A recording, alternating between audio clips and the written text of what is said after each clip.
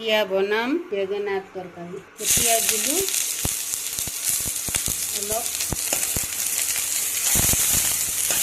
ইয়াতে ফৰণ একো দিয়া নাই, এনেই বেঙেনাখিনি মই ভাজি দিওঁ আগত, নিমখ দিওঁ অলপ, এতিয়া হালধি দিওঁ, নিমখ হালধি দি ভাজি লওঁ। তাৰপিছত সৰিয়হ বটাত মই অলপ বাদাম দিছোঁ, কাজু দেখা নাই বাৰু, মই মানে অকলে দেখাব মানে দিগদাৰী হয়।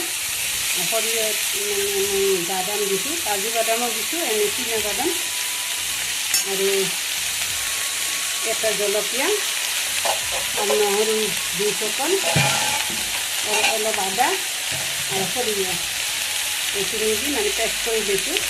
যেতিয়া তৰকাৰীখিনি অলপ ভাজা হ'ব তেতিয়া মই ঢালি দিম। এতিয়া ঢাকনি মাৰি দিলোঁ, অলপ সিজিব, অলপ ভাজিব লাগিব। এতিয়া মই এই যে সৰিয়হ বাদাম মই পেষ্টখিনি ঢালি দিছোঁ।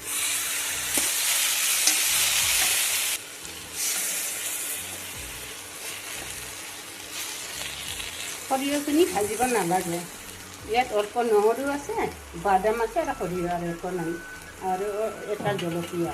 অলপ পানী দিওঁ যাতে সিজিব, অলপ সিজিবৰ কাৰণে অলপ পানী দিওঁ, যাতে কালাৰটো অলপ ভাল হয়।